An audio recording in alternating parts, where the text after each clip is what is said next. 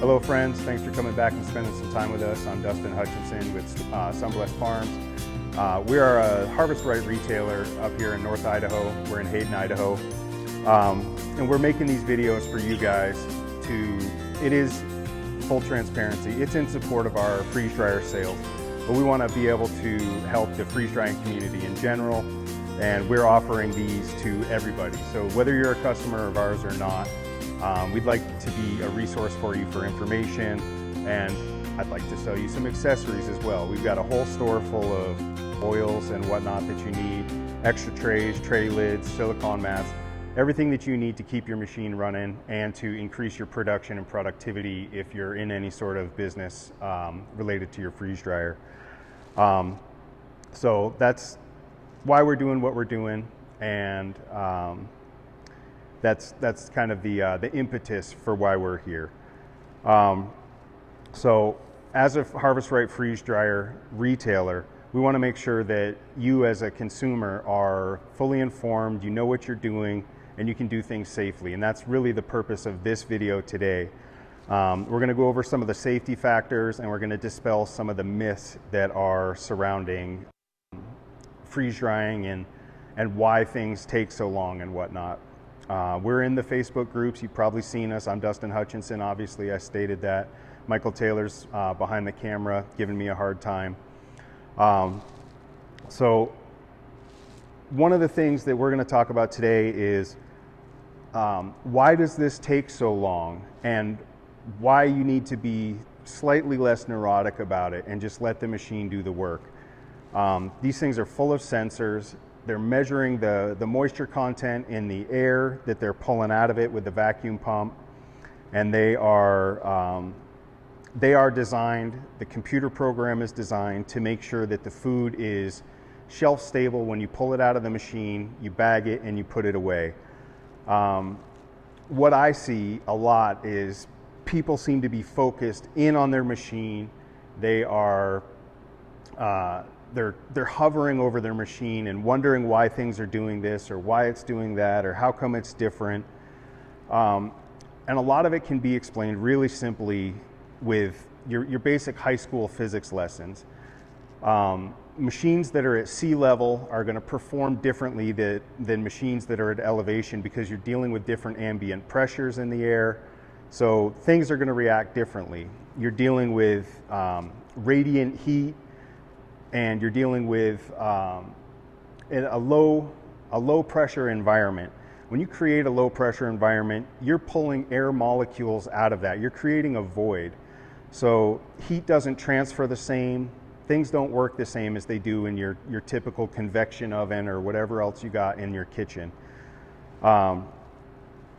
So with that being said, when you're doing things like fruits and veggies, those things are going to take a long time. And especially if you're doing things like whole strawberries, where you're leaving the body of the fruit intact, you haven't created a large surface area for the gases that are trying to escape the food to get out of the food. So if you're trying to freeze dry a whole strawberry, that machine is working its butt off to try and pull moisture from the center of that strawberry through all of the cell walls that are in its way. If you were to take that same strawberry and slice it thin and then lay it out on your parchment, or you take banana and you slice it thin and you lay it out on your parchment or your silicone mats or whatever you're doing, you're creating more surface area that's going to allow that water vapor to escape. So anything that you're doing with food, you've got to thin it down, cube it down, so that you've got surface area for that stuff to escape. You need to give it a place for that vacuum to pull on to get that moisture out of the material. Things like candy that have almost no moisture in it, that is a different reaction. And what you'll find with candies is if the candy has air trapped in it in the candy making process, that low pressure environment is going to it's going to cause the tiny micro bubbles inside of it to expand greatly.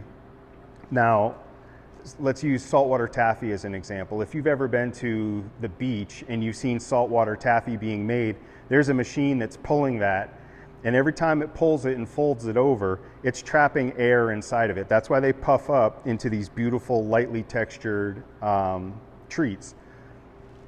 Now, a candy that has not been folded or stirred or anything like that and doesn't have that same air trapped inside of it, it's not likely to have a strong reaction in the machine. It's not likely to puff. I talked to a food scientist and asked him, hey, is there any reason that cornstarch is going to prevent foods from expanding like that? His answer was no. That confirmed my belief that it's got more to do with the air that's actually trapped in it than the cornstarch. To me, it makes no sense. If one of you has an answer that you can to give me to prove me wrong, I'll take it. And I'll even make a video about how I was wrong. Until then, I'm sticking with what I've heard. So with food, specifically fruits, veggies, meats, anything like that, that process takes a lot longer than candy, obviously, because there's so much more moisture content in it. Strawberries, I looked it up, there's something like 80 to 90% water and very little in the way of cell structure. So if you take a strawberry and you're freeze drying it, you're reducing its overall weight by 80% without reducing its volume very much. And that takes time. And then you've got to give the machine time to do that as well, to avoid what little moisture might still be trapped in there from fostering botulism toxin or any of the other molds or bacterias or anything like that that can form inside there and kill you. So if you're hovering over your machine wondering why it's taking so long, make yourself a cup of coffee and go find something else to do for a while and let the machine do its thing. Check it at the end of its run. Don't stop the run. Don't try and pull stuff out and test it. Let the machine do its thing and test it at the end. If you can afford to get a moisture meter, do it. But you're going to be looking for, cold spots or anything like that as you're pulling your trays out. And with strawberries specifically, I keep going back to that because we did some strawberries here, and when I pulled them out, I thought they were done. The cycle was over. I was like, oh, this is great. I took a bite out of one to taste it, and there was a chunk of ice in the center of it. So I put it back in for probably at least another 12 or 16 hours. When we do any sort of fruit or anything like that, I personally budget at least 48 hours for that to get done, sometimes up to 60. I did watermelon the other day for my own personal consumption, and I'm pretty sure that ran for probably 52 to 60 hours. I didn't keep track of it, and I probably should have, but I didn't take it out until it was done. I tested it once and it wasn't done, so I put it back in and I ran it up another 12 hours. So whatever the initial cycle was, it did that and then an additional 12 hours. And when it came out, it was perfect. It was crispy and dry, and I would have been happy to store it if I hadn't have eaten it. So, okay, so in regards to moisture content in food, I'm going to do something boring here that I hate to do and hate to make you watch, but it's important to understand. This is from the FDA. So, for example, botulism toxin, there's a measurement of moisture called minimum water activity, and it's a small a, capital W, is the way that it's expressed. So botulism is 0.92 to 0.95. Keep those in mind when I read through this. And then something like salmonella is 0.93 to 0.96. That's, to me at the moment, that's science mumbo jumbo for the water content that starts to have activity of these things. So freeze drying is meant to bring it below these. So I'll do the boring reading real quick. So the water activity of a food is the ratio between the vapor pressure of the food itself when in a completely undisturbed balance with the surrounding air media and the vapor pressure of distilled water under identical conditions. A water activity of 0.80 means the vapor pressure is 80% of the pure water. The water activity increases with temperature. So the warmer it is, the more likely it is to have water activity. And the moisture condition of a product can be measured as the equilibrium relative humidity, ERH, expressed in percentage in percentage or as the water activity expressed as a decimal. So that's the 0.92 to 0.95 for botulism and the 0.93 to 0.96. Most foods have a water activity above 0.95, and that will provide sufficient moisture to support the growth of bacteria, yeast, and mold. The amount of available moisture can be reduced to a point, the freeze-drying process, which will inhibit the growth of the organisms. If the water activity of food is controlled to 0.85 or less in the finished product, it is not subject to the regulations of 21 CFR parts 108, 113, and 114. So one of the things that I touched on with the class that we held that was not recorded, everything in nature is trying to establish equilibrium. If you pull super dry food out of your freeze dryer and you have high humidity, like you live in the southeast of the United States, that creates a difference in vapor pressure where you have a super dry food that's looking to establish equilibrium with its environment. So if you've got relative humidity of 95, 96% in the air, that means that food is going to be trying to absorb it out of the air to get back into equilibrium with its environment. That means you have now taken really dry food and reintroduced moisture as you're trying to put it into a bag to seal it up so that you have it for 2.5 decades. So making sure that when you pull that food out, it's done. And by done, I mean it's below 0.92 or 0.95 percent of the vapor pressure of the air. Forgive me, I probably butchered that. The basics of it is get it out of the machine, get it in the bag, and get it sealed up. But let the machine do the work so that when you do pull it out, it's ready and it's not harboring little ice crystals.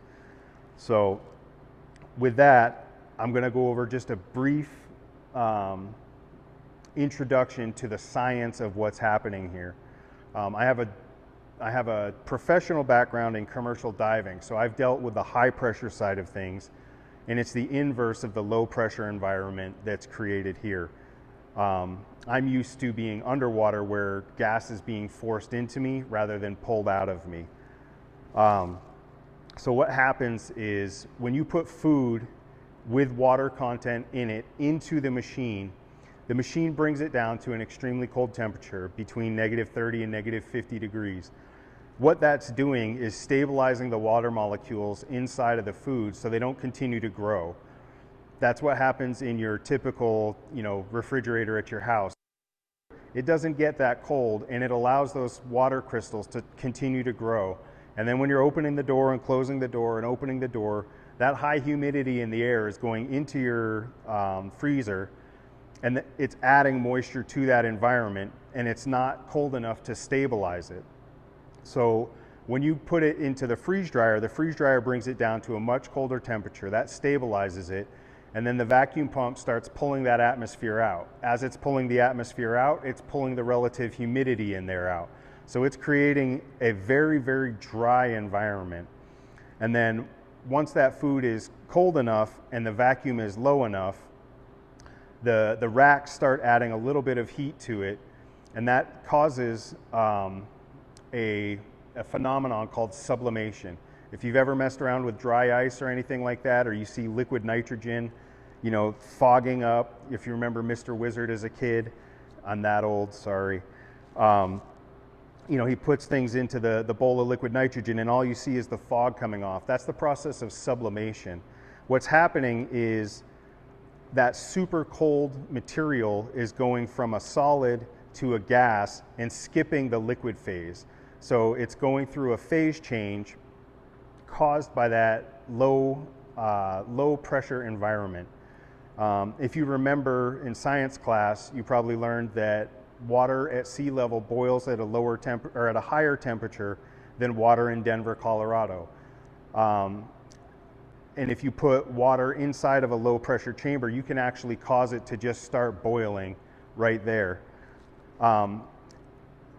That's the same sort of thing that's happening in this machine. Once that low temperature and low pressure is happening, those frozen water molecules are skipping the liquid phase and they're just turning right into vapor. So you're essentially creating distilled water. So that water that's on your cylinder when you pull your food out, that's all the water, obviously, all the water that was inside of your food.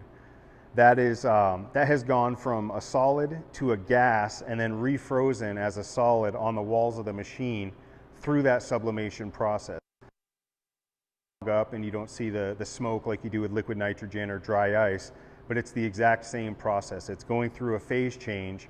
Liquid nitrogen is obviously going from liquid to gas, but dry ice goes from solid carbon dioxide to carbon dioxide vapor right before your eyes, and you never see that liquid phase. So that's what's going on inside these machines, and that takes time. So you've got to make sure whatever you put in there, you give it time. Okay, so now that we've gone over the basics of what's happening inside the machine, and I've covered, pressure environment, I'm going to get into the question that I see coming up a lot, which is, why does my medium work so much faster than my large? We're talking about volume here. So you're talking about, for instance, I'm going to use a cheat sheet here. So surface area of tray sizes relative to the volume of the machine. So a medium tray area is 3.75 square feet. A large is 6.41, so it's nearly twice as much surface area inside. And if you remember high school geometry class, the area of a circle changes drastically if you increase the diameter of the circle. And then the machines are also deeper as they get bigger. So the medium and the large have the same size vacuum pump. The extra large has quite a bit bigger. I think it's 20% bigger vacuum pump. So the medium machine is able to achieve a higher vacuum faster because that vacuum pump is not drawing down as much volume. It's not pulling as large of a space out of that medium machine. So things are going to react faster. The trade-off is you get higher production out of the large. So does it take longer? Yes, marginally. But you're getting a lot more for that same cycle as you would with a medium machine. And again with the large, or the extra large, I should say. So the large machine, square footage of the surface area of the trays is 6.41, and the extra large is 13.4. The extra large machines are 2.09 times the size in surface area of the large machines, and it's significantly bigger. Doing the cleaning on the large machine, it's easy. The extra large machine on the same table, I can barely reach the back of the machine to clean it. So these machines are working, very hard to pull down these vacuums. We, as the consumers and the users, need to understand better the why that this is happening and what causes it. And that really just comes down to volume.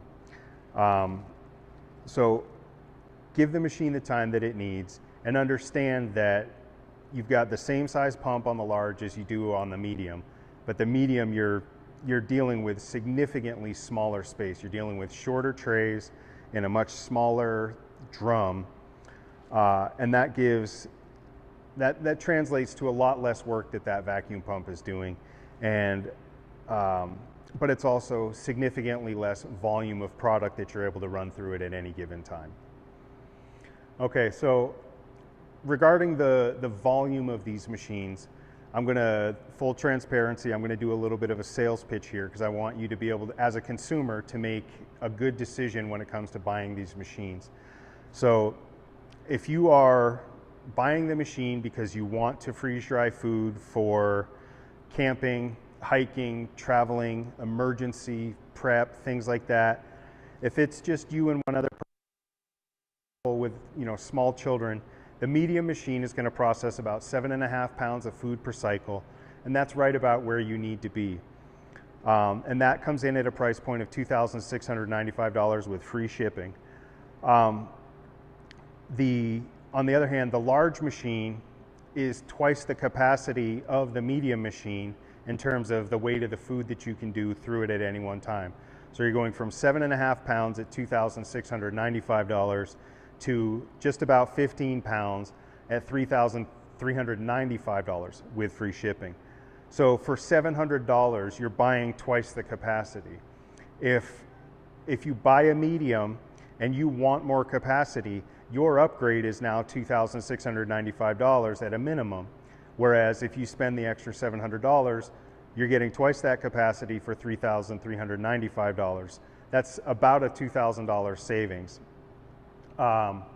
With the extra large machine, to go from a large to an extra large, it goes from $3,395 to $4,595. And again, you're getting a doubling in your capacity.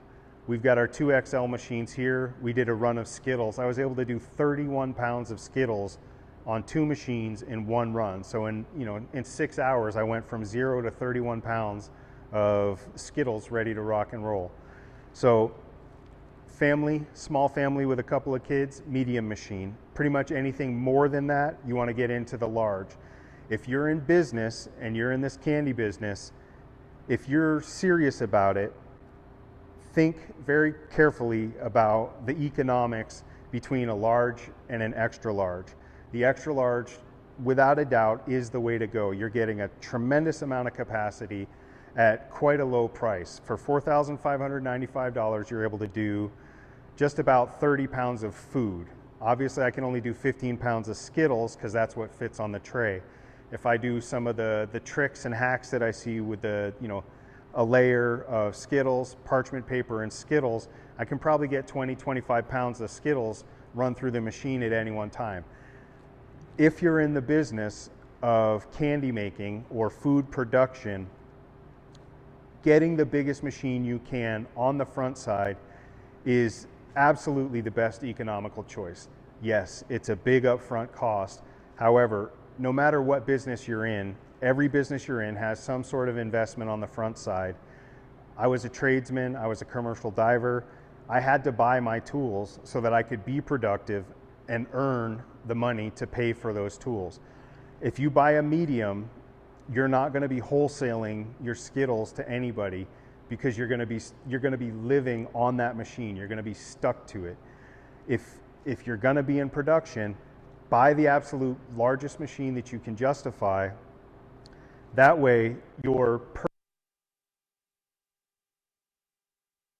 that's based just on the volume that the machines can do.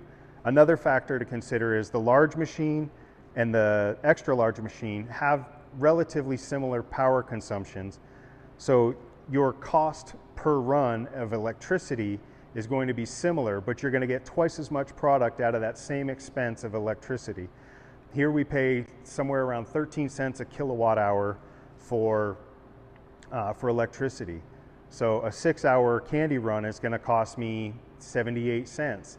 Well, for 78 cents of electricity, I can get 15 pounds of Skittles, or I can get, 5 pounds of Skittles, really, out of a large machine. So when you're thinking about the business aspect of it, think about not just the purchase cost of the machine, but the cost to run the machine, the cost to maintain the machine, the cost of your electricity. And then every time you scale up, you're actually reducing your per unit price. So the margins on the stuff that you're making actually get better when you start using larger machines. And if you are competitive, if your competitor's running a medium and you're running an extra large, you just put a huge boot on to step on them and crush them.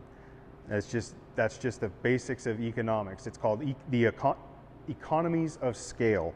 It's why companies like Toyota invest heavily into being able to manufacture hundreds of thousands of cars a year for a good price, rather than companies like Ferrari that make a few cars a year at an outrageous price. If you can only make a few pounds of Skittles at a time, for instance, in a medium, the person with the extra large machine, their unit price is way lower than yours. Their margins are going to be better than yours. They're going to have more profit than you are, and they're going to beat you because you simply will not be able to compete. While you're scraping together to get a new tent or whatever, they've already got 2 tents and they're already in the next city over. So again, I don't want to sell you anything that you can't afford or that you're not going to be able to use. But if you're considering buying any of these machines for doing anything like business, buy the biggest machine you can. If you're just a family, not that you're just a family, but if you are a family that is looking to just use the machine for your own home personal use, buy the machine that's sized right for you. So if you're, a couple with a kid or a couple of kids, medium is probably great. If you are, a Catholic family with a lot of kids, you're probably going to want a large because you're going to have big meals to put through there.